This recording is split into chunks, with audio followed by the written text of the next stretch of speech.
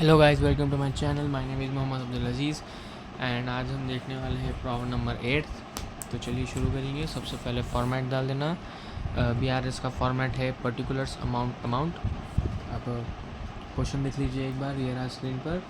इसमें इन्हें हमारे को बोल रहा Giri India lights limited bank balance as per passbook is that 8,900. There is a disagreement between them. Cash book and passbook balances as on 31st March 2018. Prepare bank reconciliation statement by considering following transactions. Cash book और passbook के बीच में disagreement हो गया, तो हमारे को बनाने का है। तो चलिए शुरू करेंगे। सबसे पहले यहाँ ऊपर लिख देना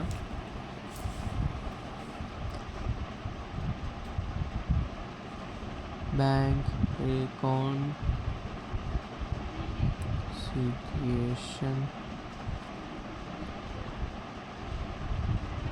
statement as on 31st March 2018। ठीक है। तो नेक्स्ट है हमारा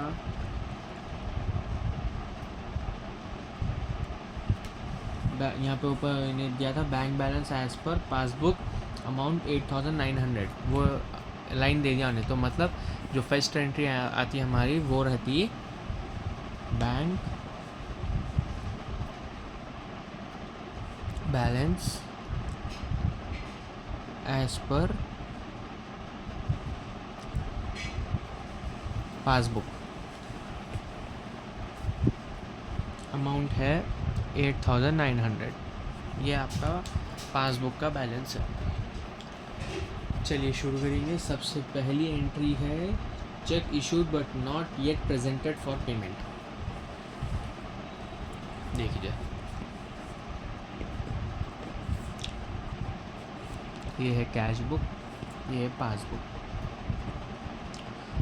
ये रहते रिसिप्ट्स, ये रहते पेमेंट्स, ये विड्रॉल्स, ये डिपॉजिट्स। ठीक है। तो पहले उन्हें बोल रहा चेक आप इशू करें, लेकिन अभी तक पेमेंट कंप्लीट नहीं हुआ।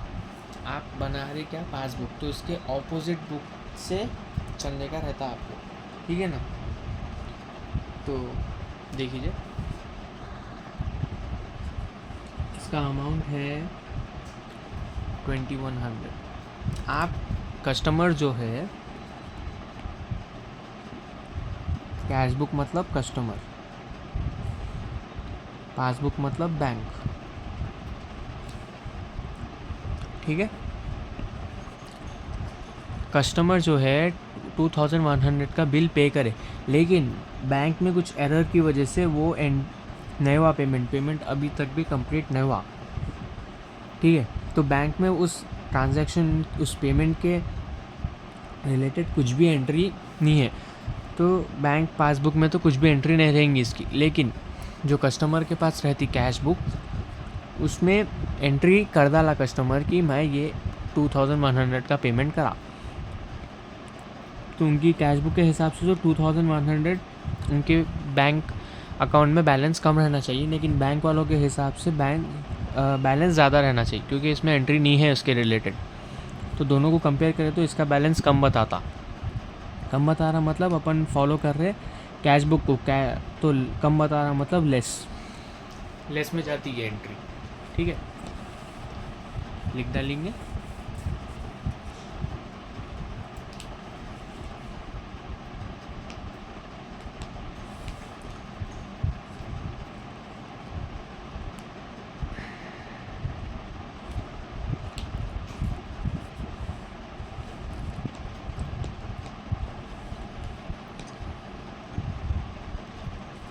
checks issued but not yet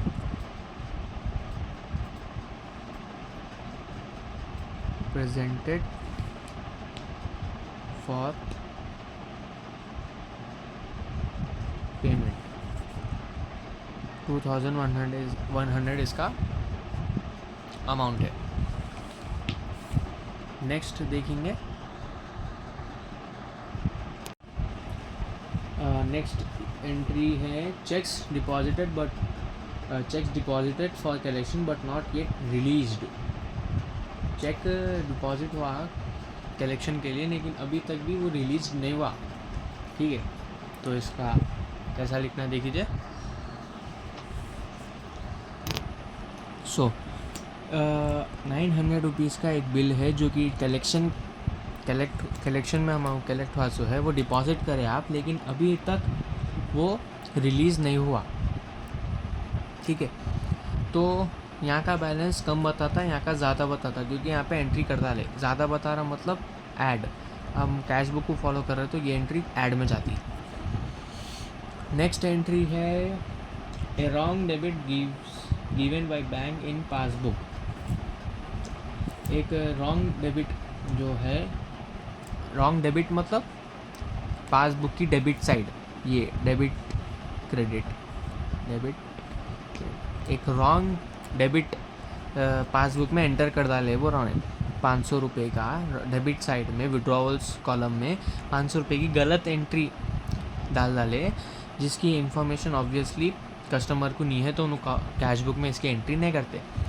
तो इसका अमाउंट ज़्यादा रहता है, इसका 500 रुपये माइनस मतलब कट हो गए सो, तो इसका अमाउंट कम रहता। इसमें ज़्यादा हो रहा मतलब ये एंट्री भी ऐड में जाती। नेक्स्ट है bank charges debited only in passbook. 210 rupees के बैंक चार्जेस बैंक वाले लिए सो है, लेकिन इसकी एंट्री सिर्फ पासबुक में है, कैश बुक में नहीं है, तो इसका 210 से बैलेंस कम रहता है, इसका ज़्यादा रहता। ज़्यादा है मतलब ये एंट्री भी ऐड में जाती। नेक्स्ट है direct payments of insurance premium as per standing instructions 600 rupees.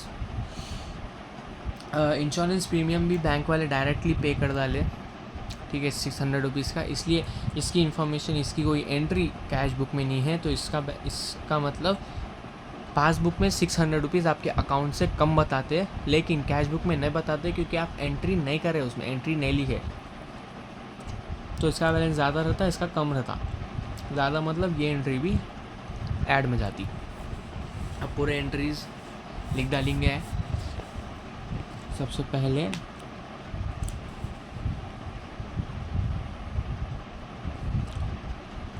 Checks deposited for collection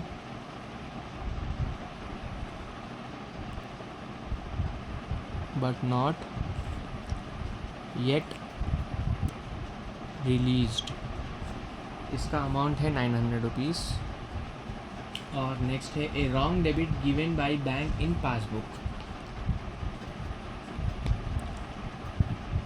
a wrong debit given by bank in passbook only, इसका अमाउंट है 500 रुपीज़। और नेक्स्ट है bank charges debited only in passbook. Bank charges debited only in passbook, 210 rupees इसका amount है। Last है direct payment of insurance premium as per standing instructions.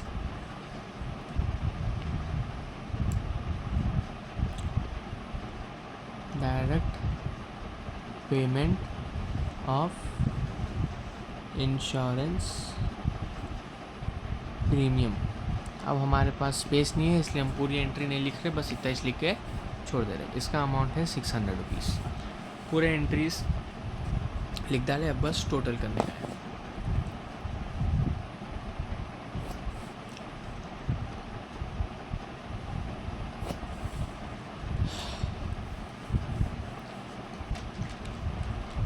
$900 plus 500 plus 210 plus 600, 2000 ₹210, इसको add करना इससे 8,900 plus 2,210,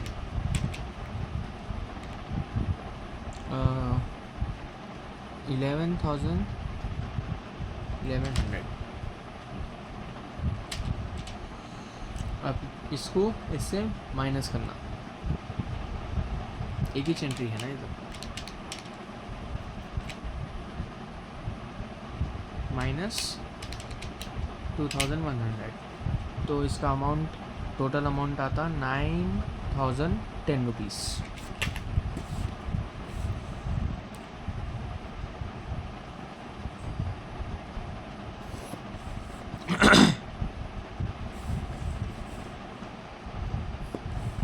ठीक है, यहाँ पे आपका 8th वाला प्रॉब्लम क्लोज हो चुका है। एक बार प्रॉब्लम देख लीजिए एक बार इसको अच्छे से। सो गाइज, हमारा नेक्स्ट प्रॉब्लम है क्वेश्चन नंबर 9th। तो चलिए शुरू करेंगे। क्वेश्चन देख लीजिए एक बार, ये रहा स्क्रीन पर। इसमें हमारे को बोल रहा on comparing the bank passbook of BBR limited with its cash book bank column, the following differences were noticed. Prepare BRS with the help of cash book balance 15,000 rupees। तो चलिए शुरू करेंगे। इन्होंने इसमें एंड में क्या बोला, prepare BRS with the help of cash book balance 15,000 rupees, मतलब बैंक बैलेंस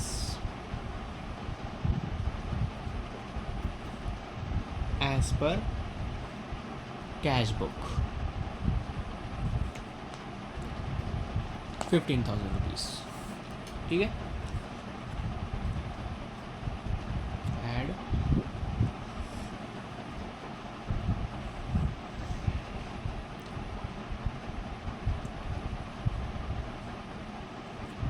लेस। चलिए शुरू करेंगे। सबसे पहले कैश बुक, पासबुक, ये रहते रिसिप्ट्स, ये रहते पेमेंट्स, ये विड्रॉल्स, डिपॉजिट्स। तो इसकी पहली एंट्री है cheque sent for collection not yet released. Cheque collection के लिए रिलीज़ करे थे लेकिन अभी तक वो रिलीज़ नहीं हुआ। ठीक है, कलेक्शन के लिए इसको आप सेंड करें लेकिन रिलीज़ नहीं हुआ वो चेक। सेंड करें मतलब पे करें, पेमेंट करें आप 5,600 का पेमेंट करें आप, लेकिन अभी तक भी वो रिलीज़ नहीं हुआ। तो आपके अकाउंट से तो 5,600 कट गए, लेकिन पासबुक में उसकी कोई एंट्री नहीं है। तो पासबुक का बैलेंस तो ज़्यादा ही बताएंगे क्योंकि इसमें एंट्री नहीं है इसके रिलेटेड, और इसका कम बताता है क्योंकि इसमें एंट्री लिख डाले। कम बता रहा मतलब ये एंट्री लेस में जाती। ठीक है, तो ये एंट्री लिख डालेंगे।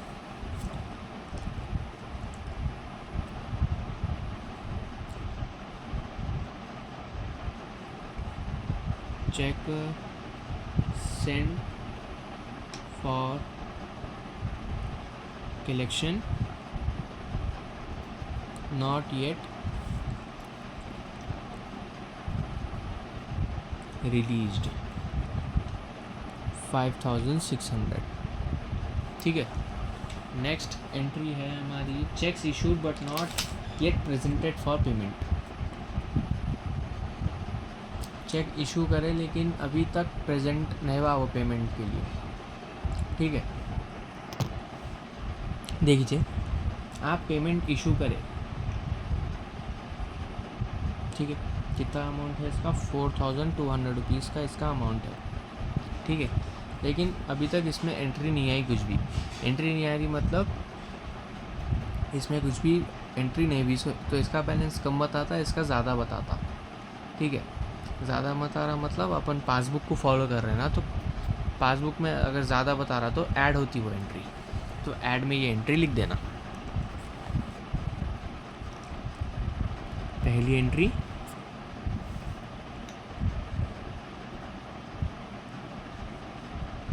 Checks issued but not yet presented for payment, 4,200 rupees. Sorry guys, ये फर्स्ट एंट्री में कुछ मिसअंडरस्टैंडिंग हो गई थी। ये सेंड बोल रहा ना, तो आप पे नहीं करें, वो आप यहाँ पे आता वो 5,600 रुपीज़ आप सेंड करें, लेकिन यहाँ पे अमाउंट नहीं आया उसका। ठीक है, अपन फॉलो पासबुक को कर रहे, यहाँ पे अमाउंट नहीं आया, तो यहाँ पे ज़्यादा बताता, यहाँ पे कम बताता, कम बताने से लेस होता वो, इसलिए लेस में आती वो एंट्री। वो कुछ मिसअंडरस्टैंडिंग हो गई थी, इसलिए गलत हो गया वो। Next entry, the receipt side of cash book has been overcast by 300 rupees.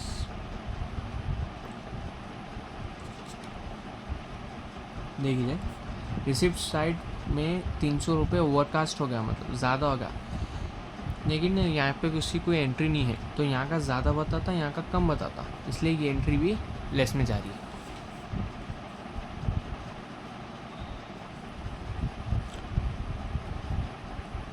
The receipts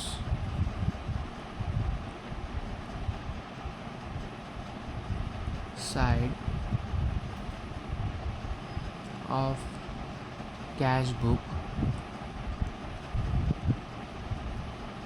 has been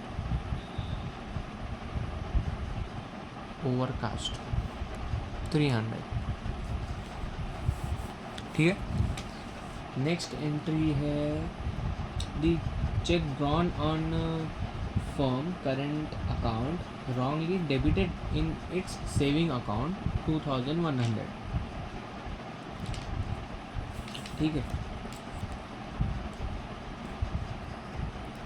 देखिए एक चेक है, वो फर्म की करंट अकाउंट में जाने का था, लेकिन सेविंग अकाउंट में चले गया गलती से, तो वो एंट्री जो है वो गलत एंट्री हो गई थी ना, तो उसको आपको BRS में ऐड करना रहता।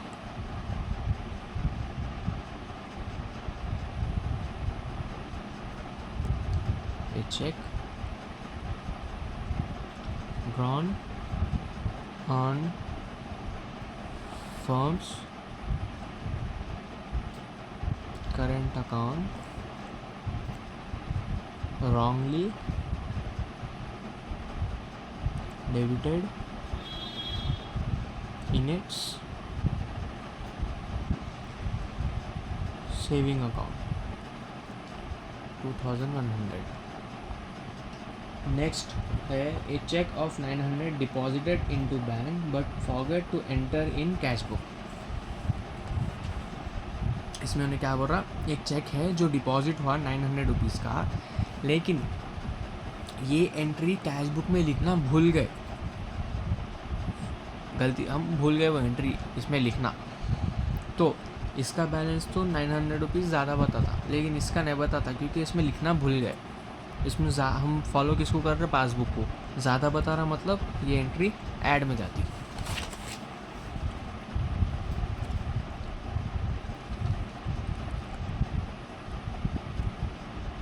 ए चेक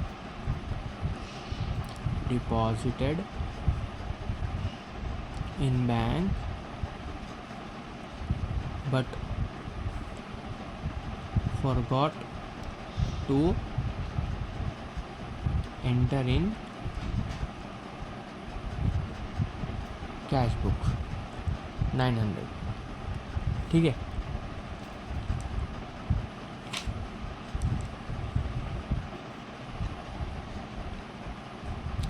इसके 3 हो गए, यहाँ पे 2 हो गए, प्रॉब्लम एंड में एंट्रीज भी ख़त्म हो गए।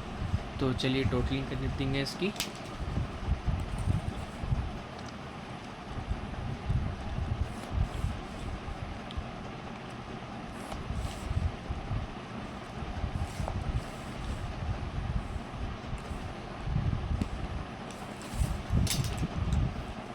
देखिए इसका टोटल हो रहा 4,200 प्लस 2,100 प्लस 900, 7,200 रुपीज़ इसका टोटल है। अब इसको इससे प्लस करना क्योंकि ऐड में है ये, प्लस 15,000 तो 22,200 रुपीज़ अमाउंट आ रहा। अब इन दोनों को प्लस करेंगे, 5,600 प्लस 300 5,900। इसको इससे माइनस करना क्योंकि ये लेस के एंट्रीज है, माइनस 22,200 16,300 आपका टोटल अमाउंट आ रहा। तो इसकी सेम लाइन में इधर लिख देना, बैंक बैलेंस एज पर इसका ऑपोजिट जो बुक को फॉलो करते हुए ये बनाए वो बुक, पासबुक। ये आपका प्रॉब्लम नंबर 9 कंप्लीट हो चुका है। Hope you understand these two problems today. Try to understand it well and practice it, and please share this video with your friends and family members. Subscribe to my channel and support me please, and thank you very much.